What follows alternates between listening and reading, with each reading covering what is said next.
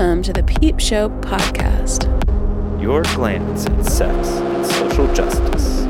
With Jesse and PJ Sage.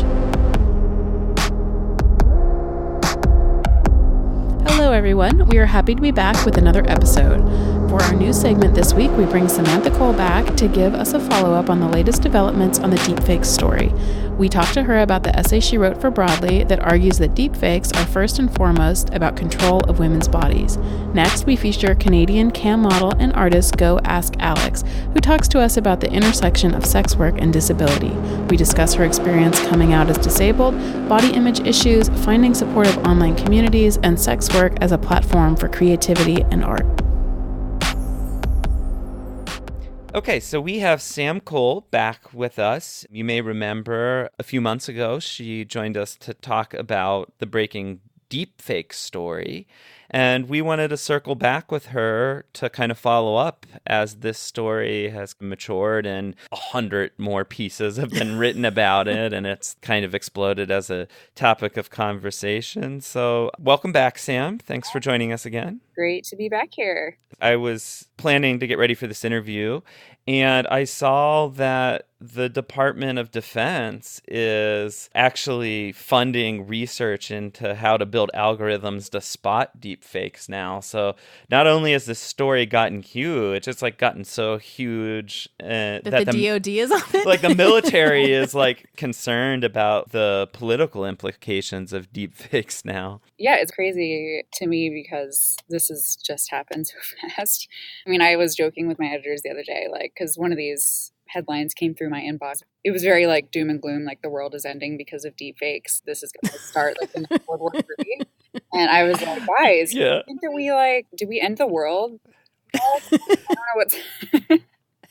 I too saw an article where someone was saying that Marco Rubio was comparing deepfakes to nuclear weapons and the word Armageddon was definitely used. Yeah.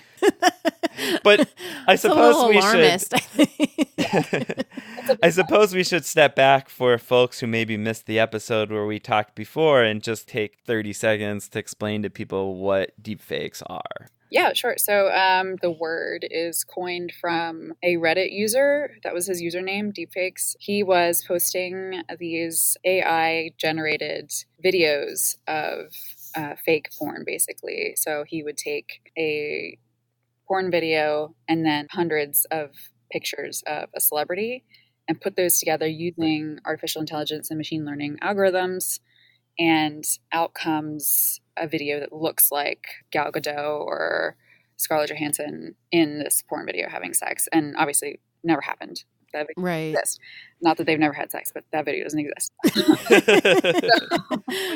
They didn't have sex in that particular video. Right, not yet, But exactly.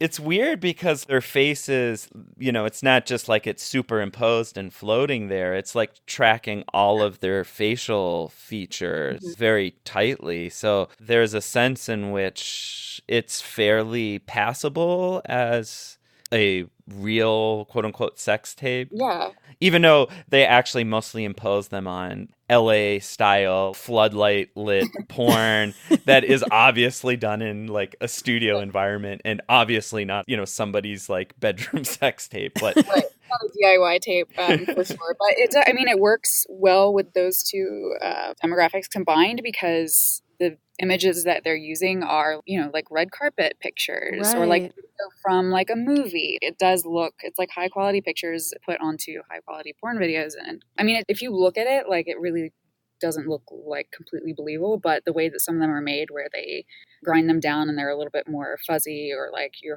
can't really quite tell what's going on. It's, at a glance, it definitely is believable. And I think a lot of the concern is just that the technology might be rough now, but if we're able to do something that's semi-believable now, it's probably just going to get more refined over time. I mean, that's kind of how artificial intelligence works, right? Like the whole point is that it's supposed to train itself to get better. Yeah. And that's what's interesting about the Department of Defense working on this now. Lots of scientists have been working on this, maybe not deepfakes specifically, but just on training algorithms and using them to spot the work of other algorithms. So they're kind of pitting these forces against each other. And that's what they do. They get better and they learn from each other. And it just becomes like this cat and mouse game of if you make a good way to detect them, then they're going to get better at not being detected. So that's what's interesting to me, is it's basically like the more that they try to stop this, the better that they're going to get. And that's just kind of the nature of machine learning. So you wrote a piece in June, so like a month and a half ago, that I thought was probably the best stated piece about why deepfakes are a problem, not because of the issue of, oh no, we can't believe video anymore, but because really this is about targeting women and the way that women and women's bodies are treated and valued in society. And I feel like actually a lot of the rhetoric has gotten away from that in recent months as we're like focusing on DoD. But I kind of wanted to circle back to talking about, as you say, why deepfakes were created as a way to own women's bodies. Yeah, that piece was basically looking back at where it started and why it started and why we should think more critically about those aspects. I hate to like be an apologist for these guys, but I don't think anyone was targeting women specifically. They weren't doing it because they hated these women and wanted them to suffer and harass them. Right. They just weren't thinking about the fact that they were using women's bodies. It was an ownership issue, really, which I think is going to be something that we're going to see more and more of in the future, just in general, not just with sex and with porn, how we own our bodies when they're everywhere. So yeah, that was what the story dug into, and kind of thinking about the spaces that deepfakes existed in. I mean, it was all happening in a subreddit that was devoted to making like doppelganger porn, which has existed forever, years and years, decades. People have been putting celebrities' faces or women's faces on porn performers' bodies in like Photoshop and stuff like that. This was, a step beyond that. Yeah. So basically, it was looking back at how those spaces exclude women and still use women. So, I mean, I think that is true for a lot of the internet and a lot of these communities. Yeah. I mean, a lot of gaming communities, a lot of Discord chats are just so toxic toward women, and unless you play by their rules. So, yeah, that was what was happening on Reddit with this. And that's why they were able to just kind of do it for a while and not really get any attention on it, because it's not a place that most of us hang out. So yeah, so it's so like internal to that community. Yeah, it kind of was interesting to me to look back on that, because I was in the middle of reading the feminist porn book, and some of the essays looks back at how spaces for porn in like the 60s and 70s, when it first got started being like a commercial thing, as far as like magazines and films and things like that, it was very male spaces. Women weren't walking into an erotic shop and buying a Playboy or a Hustler. They weren't going to like the movies that these guys were going to. So what was happening then was just kind of this black box of men consuming women's work. Yeah, I think it's really interesting how you framed that as an issue of ownership. This idea of like our bodies are increasingly everywhere. And this is actually something I've been wrestling with for years in like my own writing and work. To what degree do images or video of our bodies that we put out there on the internet, to what degree do we have a special relationship to those, or like a priority over those, as compared to like other kinds of things that we create? This could probably be a question that grad courses are built upon, but why is it I have more ownership over something like a painting that I spent, months on and put on the internet? And somebody stole that and said, this is mine now and I'm going to mix it or whatever. Why does that carry more ownership impetus than like a selfie or like a picture of my body or nude pictures that got spread around? I mean, I don't really know what the solution to that is going to be. I've seen some interesting ideas that people have come up with, but I mean, my sense is that our laws are very good at protecting and upholding capitalism and our right to profit off of things that we create. But then when it comes to like more personal issues of like bodily integrity and experiences of, a violation, exactly, and harm, society is much less good at protecting us from those sorts of problems. Right. Yeah. I mean, I think, people get riled up when an artist's images are stolen, rightfully so. But it's like when you put a picture of yourself or you took some nudes and sent them to someone and then those get out, it's kind of like, oh, well, you shouldn't have done that. Like that's right. That's I was going to say that too, is I think this is tied up in a lot of stigma too, because people get blamed for the theft of their things because it's like, well, you shouldn't have been doing that. And don't you deserve that if you put that out? And I think that whole discussion needs to change in order for this to get any better. Yeah, I mean, no one would say, like, if I worked really hard on a work of art that I posted on Twitter, no one would say, well, you shouldn't have put it out there if you thought people were going to steal it. Right. And, like, resell it as their own.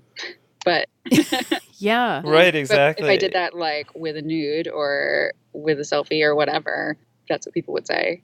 Yeah. I think that's absolutely the case. And I think this is all tied up in why so few people are talking about the porn performers' work that's being pirated to make these as well. It's almost as if society just assumes that the porn performers who are also being featured in these videos just kind of deserve it and deserve to have their stuff stolen. And, you know, the celebrities are the real victims here. And I'm like, I don't know. I think it's problematic on both ends. I'm not saying that, you know, it's not unfair or violating for the celebrities, but I also think we ought to like extend moral regard to the porn performers as well. Yeah, definitely.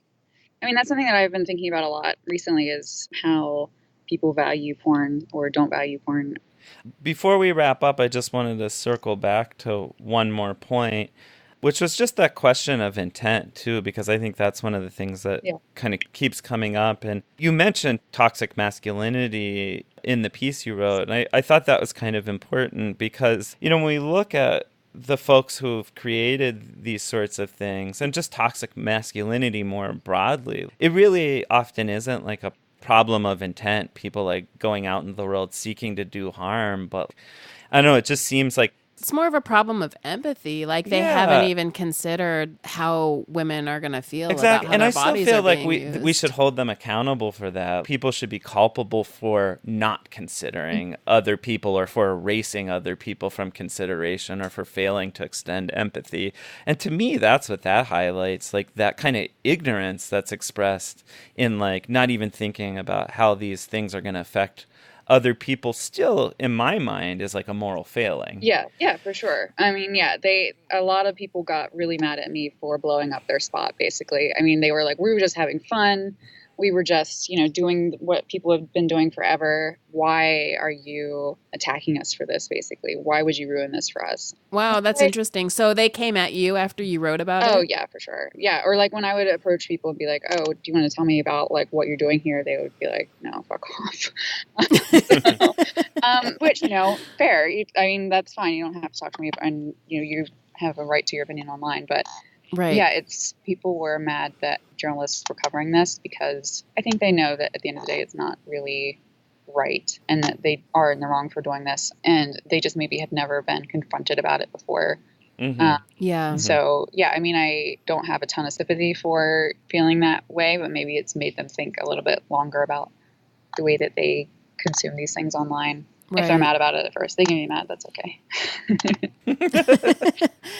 I think that that's an interesting point, though, because when you say that they, you know, were mad and they were just having fun, I think the question that we need to ask then is, well, fun for who? Yeah. Like, have you considered how this impacts other people outside of yourself? And if you're using other people for your amusement, there's a problem there. Yeah, definitely. Yeah, that's a good way to summarize the thinking there. I mean, a lot of them I talked to, they were like, well, I don't see the problem. I'm just learning about machine learning. I'm just doing my hobby. I'm like, there are better ways to do this. Yeah. Come on. Yeah. But it also points to the way in which women's bodies are seen as disposable. Mm-hmm. Yeah, definitely. I mean, especially when they're online. Well, that's probably a good note to end on. Do you want to tell people where they could find your writing? Yeah, you can find my writing and lots of awesome writing on Motherboard, which is the Vice Science and Tech outlet. And this particular essay is on Broadly, which is our sister outlet, which covers women's issues and all kinds of cool stuff.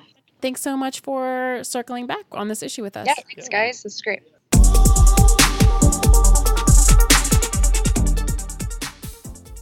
We're here with GoAskAlex, who is a Canadian artist and webcam model. She has been creating online content for 4 years on myfreecams.com and hosts her art and music on patreon.com. So welcome, Alex. Thanks so much for joining us today. Hi, thanks so much for having me. Yeah, we met you in Miami at XBiz, and that was really fun. We sure did, yeah. At the party where I was trying to hide because I'm kind of an introvert. Oh, so am I. I am such an introvert. Yeah, I do not like those big social events. That party was a little weird too because there were people from the hotel who were crashing it. And yeah, that's right. I forgot about that. So we should just say for the audience, we met at the white party and we were... I think I was trying to fly under the radar and you were too, so we kind of gravitated to each other. Yeah, exactly. Introvert magnetism. Yeah.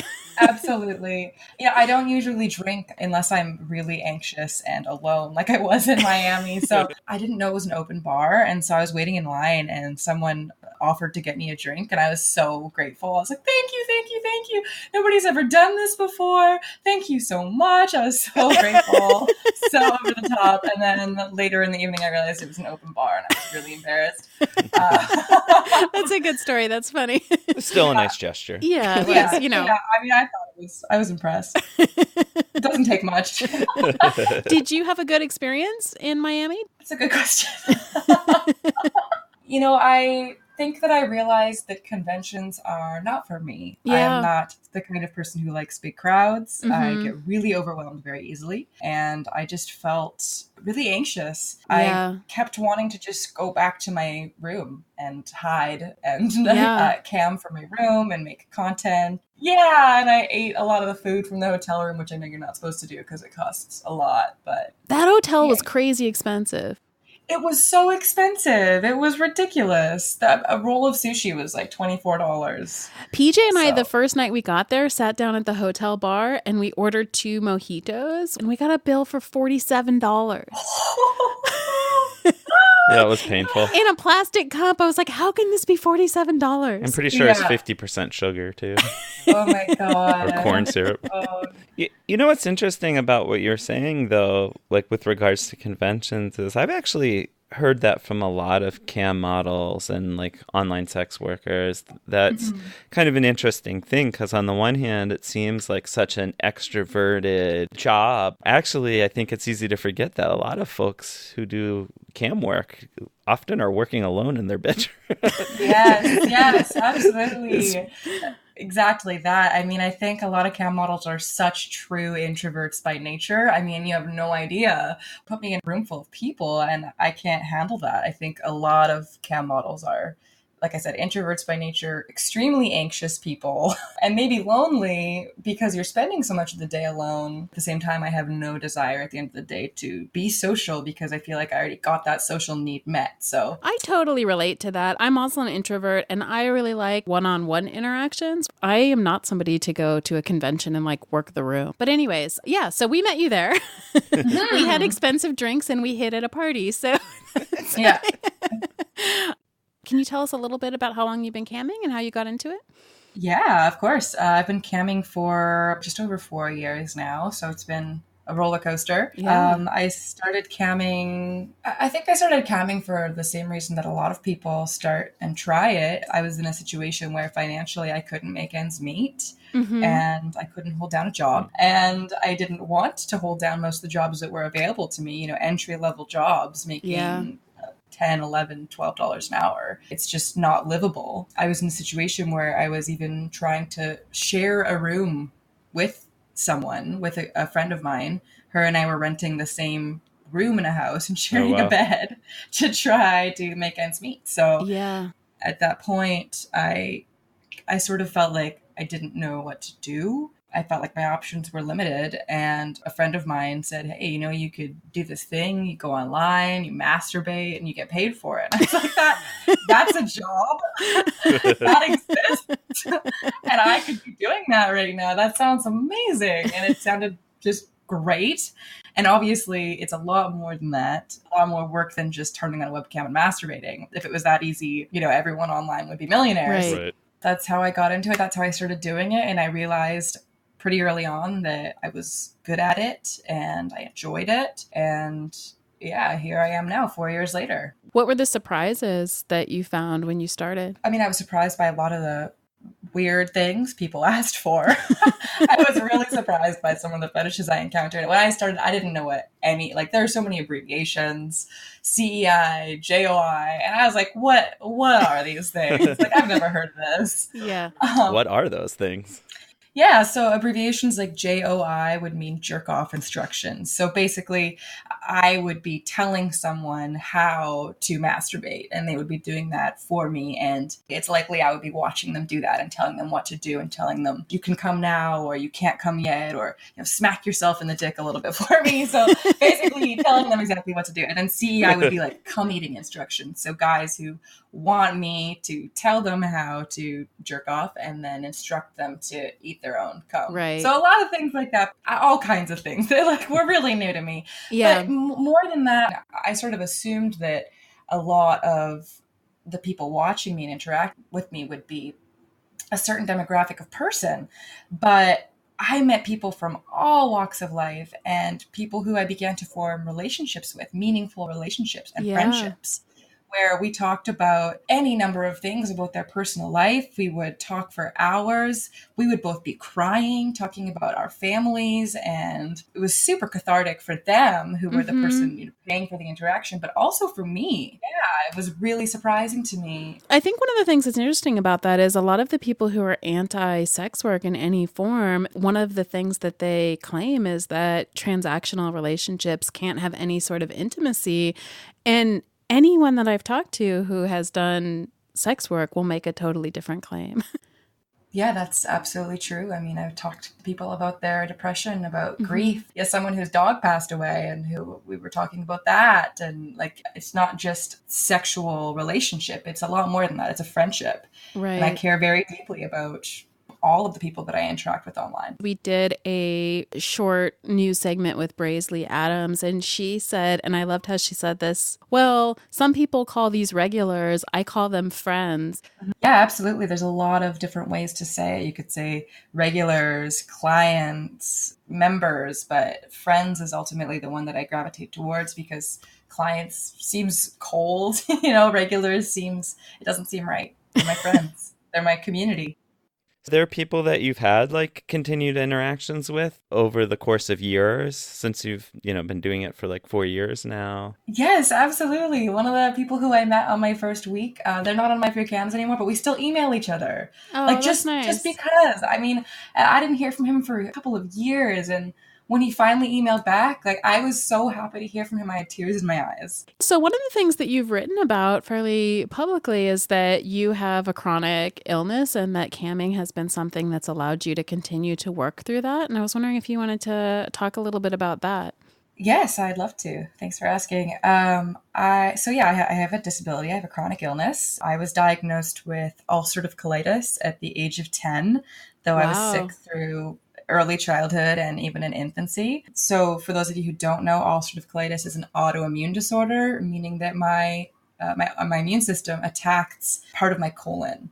And this will manifest with a lot of ulcers, internal bleeding, a lot of pain, anemia because of the blood loss. And also another big side effect of that is really bad joint pain, like rheumatoid arthritis. I have periods of being really well, being in remission and being healthy, and then periods of being really sick. You might remember from the column I wrote for XBiz that when I was about 19, I was hospitalized with a really, really severe flare-up of my ulcerative colitis. And I was so anemic that I was blinded and unable to use my hands and feet. I mean, right now I am so perfectly healthy. I'm the picture of health. It's great. I've always got a few things going on. I always have a weak immune system, but I'm in remission right now, so things are good. Yeah, but being sick from a young age meant I was growing up in and out of hospitals and not always able to attend school. And because of all that missed school, I really fell behind in most of my classes. And my education is really spotty. I understand some things that I learned at school. I always excelled in English and creative writing and art.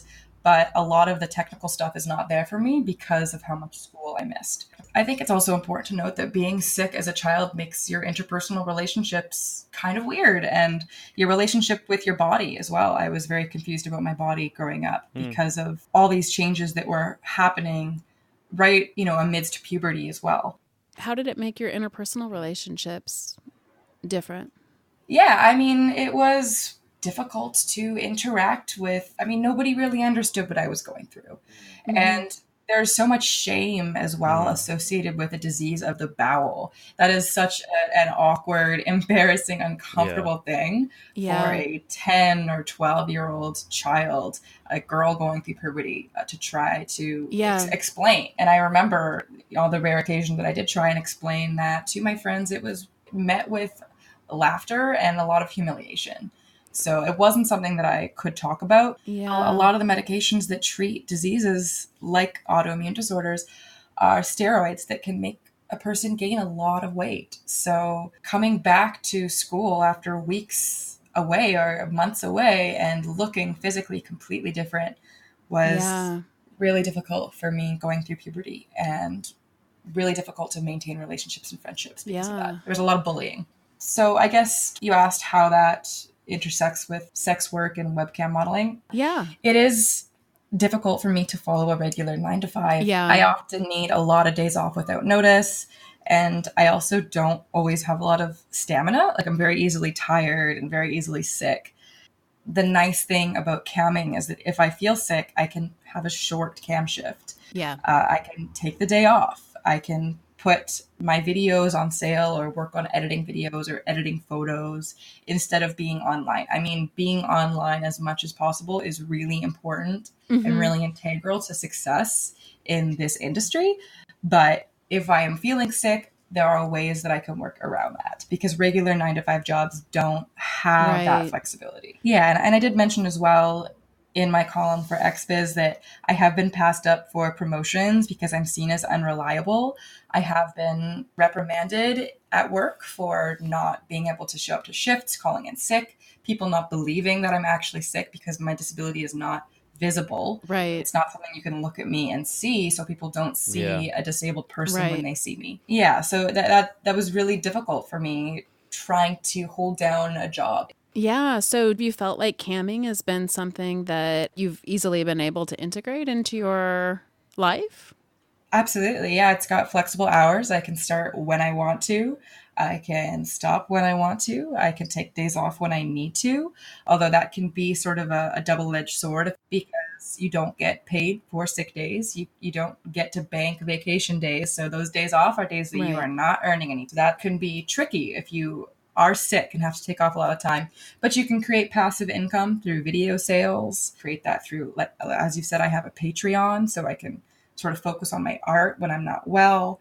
And I can do whatever I want when I am on cam. Right. I can set those boundaries. If I'm not feeling up to doing something, I can do something else. There have been entire cam shifts of 4 hours where I just set up my tripod with some watercolors and I painted, and I earned an income that day from painting. Yeah, so I have another question following up from what you said earlier. You said that going through all of this during adolescence made your relationship to your body strained. Do you feel like camming and doing the sort of online sex work that you've done has helped that? Absolutely. I have a much different relationship to my body now.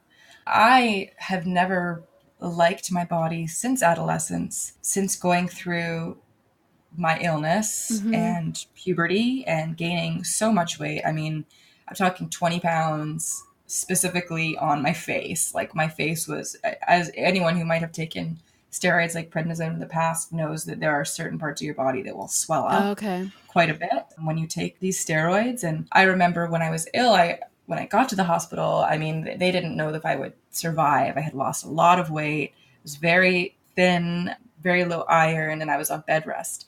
I wasn't able to get out of bed, even to use the washroom. I had a bedpan, and I was on tons of different steroids, chemotherapy drugs to work on my immune system. Wow. And when I was finally able to get out of bed after a couple of weeks, it was to use the bathroom on my own, which was a huge deal. Very exciting moment. And I remember looking in the mirror as I was washing my hands and not recognizing myself at all. Moving forward from that, I had a lot of issues with body image. I was hospitalized for anorexia and bulimia in my teen years. Yeah. And it sort of started this relationship with my body that I'm still struggling to free myself from, where I antagonized my body, hated my Yeah. body, anything to change my body from what it was, and try to get back to that moment before I couldn't recognize myself, you know? And since then, I do have a really hard time recognizing myself in the mirror, seeing myself, pointing myself out in photos. I'm always confused about how I look and not sure what I look like, and seeing Yeah. myself sort of from the outside. So it definitely has impacted the way that my whole life has been shaped and my body image has been shaped. For people in the audience who maybe have never done camming before, you might not realize that the job entails essentially staring at yourself in a mirror for That's right. several hours a day, right? And I wonder, I mean, since that's something that you've, clearly have like a very deep emotional relationship with, how is that experience for you to do that as a job? Yeah, I mean, it can be the most empowering thing in the world, but it can also be toxic. And sometimes I'm not sure which side of that line I'm on. Like you said, when you're camming, your webcam, I mean, you can be looking at your webcam, but more often than not, you're looking at your computer screen, which is where you can watch the chat room. You can see what people are saying, if people are sending you private messages. And while you're looking at your computer screen, you also have a window on the upper left corner, which is you. You're looking at your camera feed. Or for models who use OBS and other camera sort of video editing software like that, they might even have two video screens of themselves. Right. So there's a lot of staring at yourself. Right. And, it's important to see that so that you know what's going on. I want to know what's behind me. Is the lighting good? And it's constantly fixing my lighting. I'm constantly, changing everything that's behind me. Oh, there's a lube bottle by my foot. I want to move that out of the way so it's not cluttered behind me. So you're constantly staring at yourself, which when you feel good can be great, but it can also sort of feed your vanity in a negative way. And it can also become toxic. So it's a little bit of both of those things. Yeah, I think that's really interesting. I don't do very much camming, but I have in the past. And I thought that one of the things that was super interesting about it was watching yourself be watched by other people and getting their feedback, seeing yourself through the lens of other people, but then also reflected back to you like through a camera. That's a totally meta experience. If I could put my sociology professor hat on for 1 second, we call that the looking glass self, that experience of watching yourself be watched, or seeing yourself through the eyes of another person. Yeah. It's really empowering to hear people tell you how attractive they think you are when your whole life you have told yourself that you're ugly or you're worthless or nobody would ever want you. And through that understanding that people do find me attractive and that they enjoy what I'm doing, I've actually had sort of a sexual awakening. I have, better orgasms now than ever before. I've learned about all different kinks that I have that I had no idea I would even enjoy, things I wouldn't have even thought of, that now I love through this experience. So overwhelmingly, it's a positive experience. To take it in another direction, though, I do want to acknowledge that you said that also sometimes it's very difficult, and I wanted to ask you what you do to cope with times like when you're having more negative feelings or doing that kind of work where you're constantly having to like be aware of and engage with your own body. Have you found like specific things that you do to cope when you're having like a harder time? That's a good question. I mean, that's a tough one. I don't know if there's any one thing that I can do that's going to flip the switch, but I do know that on days when I'm feeling my least attractive, those are often the days when I earn the most money, have, the best shows, days when people give me the biggest tips and think I look so sexy. I think it's really interesting. I've talked to a lot of people who've had this experience too, where they say that if there's particular things about their body that they're uncomfortable with, the way their stomach folds or what their boobs look like, that those are the things that viewers often pick up on as the things that they really love. Yes, exactly. That's exactly true. Yeah, that those sort of things that make us feel often like, oh, this doesn't look the way that I think it's supposed to, or the way that I think everybody else looks. Those are the things that people often like. Yeah. I've definitely experienced that myself. People complimenting me on the very things that I'm feeling insecure about at that exact moment. And that's another way that it can be so affirming. Right. Yeah, that's really interesting. So tell us a little bit about what you're doing outside of camming on Patreon. Yeah, I started my Patreon just over a year ago now, I think. And my Patreon is essentially a space where my friends, like we said, members, fans, friends, clients, can support my slightly more safe for work projects and the things that I create that are more artistic and less sexual. Of course, there's a bit of a crossover. I do post nude photography. I hire local photographers in my community to do nude shoots. And I post those photo sets to my Patreon, usually every month if I can. Yeah. But I also do a lot of music. I do art. I paint. I try and do my own photography and recording my ukulele. Nice. Yeah, so I post all those things on my Patreon. And that's another way that I can create that sort of passive income. Even though, I mean, it's not passive. I'm still working for it, but it's not related to camming. It is not innately sexual things. And when I'm not feeling up to it, when I'm feeling sick, or when I'm just feeling like I don't want to be sexual for a day, right, I can focus on those artistic projects. Yeah. Has it been nice to branch out of the more like explicitly sexual stuff and to do more artistic projects? Yeah, it's really nice. And you know, like I said, when I first started camming, I thought it was just, oh, I'm going to turn on my webcam and I'm going to masturbate and I'm going to make so much money and it's going to be great. And it's not, it's not really like that. But a lot of these relationships that we form, like I said, are so much more than just a transactional sexual relationship. These people are my friends. We stay in communication. Yeah. I send them cards on their birthday and they care about my art and they're interested in my art. And they want to pledge and pay for my art. They want to commission my art. Yeah. They want to hear the songs that I'm singing and they want to vote on what songs I should sing in the future. And wow, I was really shocked to see the crossover of how many people who I thought maybe were just supporting me because of the porn aspect of it actually really care about me. They care about my art and they're here for me all the way. Yeah. So that's really empowering too. Yeah. And I mean, I only have maybe, I think 30 patrons right now, but that's 30 really people who, whether they're giving $1 or $100 a month, they believe in my artwork that much and they care about it and they want to see what I'm creating. They know going into that it's not porn. Right. They're there because they like my art and they like me for who I am. Yeah. And that's really fucking cool. That is cool because it also sounds like you're creating a community around your art as well. Yeah, it is a community. I mean, we all care about each other and I would definitely call it a community. Yeah. One of the things that I wanted to ask you about is, you know, it's interesting because I think as sex workers, we often talk about coming out as coming out to non-sex workers, vanilla people, civilians, however you want to say it, about doing sex work. But you've also really had an experience of like coming out as somebody who has a chronic illness. And I think from what I gathered that that's something that you've come out about on cam with your fans. And I wanted to just ask about that experience of sharing not only like the sort of positive, happy, and sexual aspects of your life, but maybe also sharing some of those struggles with your fans and clients. Mm-hmm. That's right. Well, I think that as cam models, we really do all have a cam persona, which is not to say that it's not authentic. That is still who I am. I was actually just listening to your podcast with Lola Davina, so I'm like, authentic.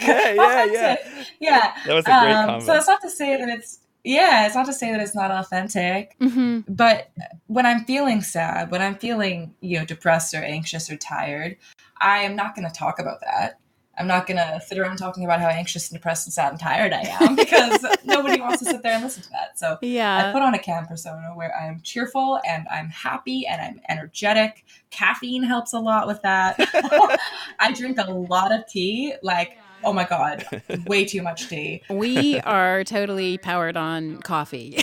Yeah, that's right. I was too, but coffee is so acidic, it will send me into a flare up. So I'll go through like drinking 3 bodems of coffee a day, and then I'll get so sick, I'll be like, okay, I'll go on medication because of how much coffee I was drinking. Right. So I'm tea for now. Yerba mate is my current drug of choice.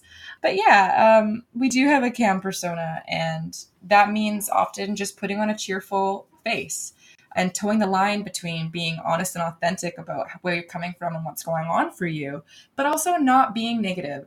I see a lot of negativity out there, and it is not the way to attract people to you. And I understand that we can't pretend to be happy all the time because that's not healthy. But also unloading on people on Twitter or on, on Instagram or wherever you might be doing it about how slow cam is and how, you hate this and that and the other thing and everything's so bad. People don't want to hear that. They don't want to be around that. Right. People do come to cam models for kind of a break and an escape from reality. Of course, there are some folks who come because they want to take care of someone and be the white knight, and so there's going to be a certain amount of people who look for cam models who are in distress who they take care of, but overwhelmingly that's not true. So we do put on a persona, or at least I do often put on a persona of being happier than I really feel. But last year I went through a really difficult flare-up of my ulcerative colitis. I was really sick. I trained for a half marathon that I ran in June. And right after the marathon, my immune system crashed. And it actually turned out I had somehow contracted 2 tropical parasites. Wow. Yeah, so somehow these parasites had hitchhiked their way across the world, across several continents, to find their way onto some fruit or meat that I was eating. And I ended up with these parasites that made me really sick. But unfortunately, I have a lot of allergies to different antibiotics. So it meant trying a lot of different antibiotics, which the worst thing you can take when you have ulcerative colitis. So it was like just this spiral of having to take antibiotics that I was allergic to with Benadryl, having an EpiPen in case I went into anaphylaxis. But at the same time, these antibiotics were sending me into a flare-up, but not being able to take medication for the flare-up because that would make the parasite worse. So it was just like horrible. It was just awful. And I sort of reached my breaking point. I mean, at first I didn't tell anyone about what I was going through, about my colitis. Like I said, it's such an embarrassing and humiliating disease to have, especially as a woman who's trying to present herself as sexual, someone desirable and sexual, and then going on about my bowels. Is that those two things don't fit together. So I was really very secretive about it, but it was kind of eating me up. And when I decided to be honest about what I was going through, I realized that there were actually a shocking amount of folks living and working in this industry, in this community, with the same or similar stories. And maybe it wasn't colitis for all of them, but a lot of my friends on MFC have things like diabetes or, thyroid, or they have different autoimmune disorders. They have mental illness. They have depression. They're on medication. Right. They have a heart disease. They have these things that they're going through that, maybe they also weren't talking about. But once I was honest about everything that I was going through, I realized that this was not uncommon, and particularly among other sex workers. It seemed like when I reached out and said, hey, who are some sex workers going through chronic illness? Reach out to me. It was like madness. I didn't realize that almost every person I knew in the online sphere was going through something. And a lot of them hadn't told anyone. They weren't telling their friends or members on the campsites that they worked for. Yeah. They weren't telling other models. They were just silently trying to deal with, whether it was endometriosis or bowel disease or multiple sclerosis, all these things that people have and didn't want to talk about. It was shocking. Yeah, I can relate to that in a way because I had 2 miscarriages in a row and was public about that. And it was so weird because so many people came to me and said that they had had them too, that they had struggled with depression post having these miscarriages. And PJ and I were talking, we were like, it's really interesting. It's like suddenly you're part of like a club that you never knew existed or wanted to be a part of. It was the same thing with testicular cancer as well. Yeah. You're part of the club all of a sudden, and people will talk to you for hours about it. Right. Yeah. And I found that there was something really valuable about being open about something that's difficult that you deal with, because it like opens up space for other people to talk about what they're dealing with. That's right. I met a lot of other models just through Twitter or social media that said that they had been going through similar things and that I had really inspired them to be honest about what they were going through, or that they were just really grateful to have someone to talk to about it. And I'm still in correspondence with a lot of these people. Yeah. We just talk to each other about how it's going through, if we had a bad day, if we're sick, if we're having a flare up. I've even met other models that have ulcerative colitis, the exact same disease as I do. Wow. And it's so wild to meet someone else who does the same job and has those same struggles. And I mean, it's difficult to put into words to people who might not understand what having this disease is like, but it's really, it can make you feel really shamed and really alone. So, wow, that's pretty cool. Yeah, I think that's really brave what you did. And I think that anyone who's brave enough to talk about the deeply personal things that they go through, that then creates an openness or an opening for other people. I mean, that's kind of what community is about. That's right. Yeah, that is community. Yeah. Yeah. Have your fans and followers also been supportive? Oh, yeah. I mean, it's wild. A lot of the friends and members that I have on my free cams really went out of their way to support me. My friends from my free cam started doing things like commissioning artwork. I remember sending me $100 for a painting to mail to them. Yeah. I remember just how full that made me feel, that these people care so much about me and what I do and believe in my art and believe that it's worthwhile, that they're willing to do this for me and buy some art for me. It wasn't just, out of sympathy. It was because they really wanted my art too, and they really cared about it and thought it was really cool. People started going out of their way to support me. They started sending offline tips so I could take a day off if I needed to, or bought videos when I was too sick to get out of bed. And it just meant that I could still earn an income while on bed rest. They were so supportive and so caring. One of the months when I was the most sick due to my illness was actually my best ever ranking month on my free cams. I saw that in your piece. Yeah.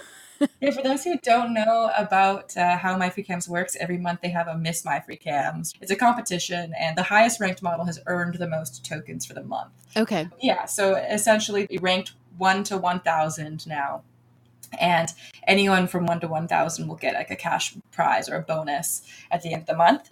So I had my highest ranking month ever in October, which was the month that I would say I was the most sick. It was just before I started this infusion treatment where I would go to the hospital every month to get an IV infusion. I actually had my best month ever with a lot of support from the community and people who just really cared about what I was going through and reached out and said they were going through similar things and they really believed in me.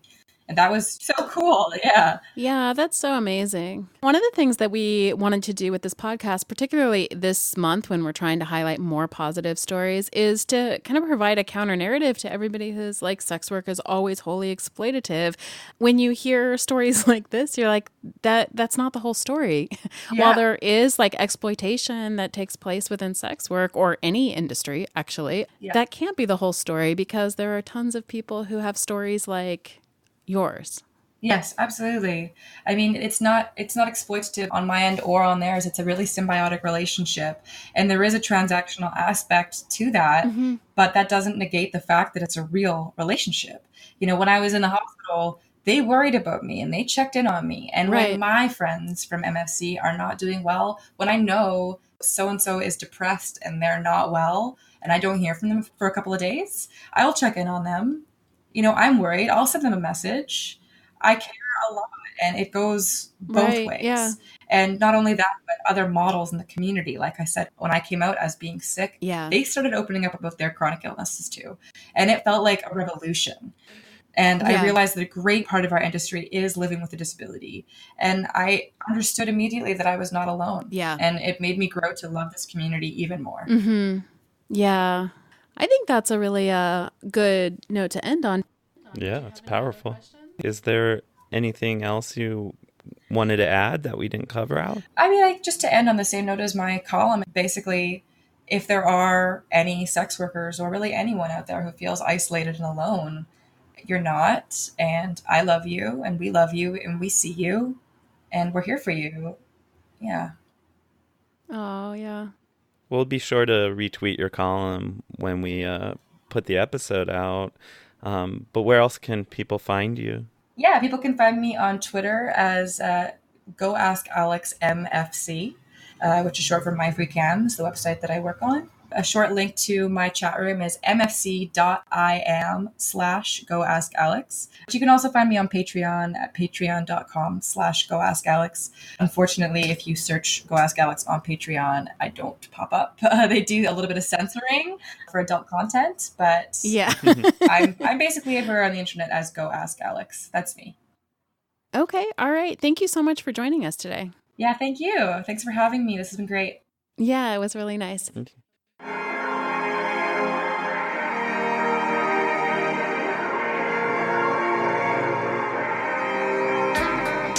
Thank you for joining us for yet another episode of the Peep Show podcast. I'm PJ Sage, and you can find me on Twitter at PeachSage. And I'm Jessie Sage, and you can find me on Twitter at sapiotextual or at jessiesage.com. We would like to remind you that we have a Patreon account and would appreciate your support. Please visit patreon.com/peepshowpodcast. Our music is courtesy of Joe Kennedy. The show was produced by Jessie and PJ Sage. Signing off. Have a great week.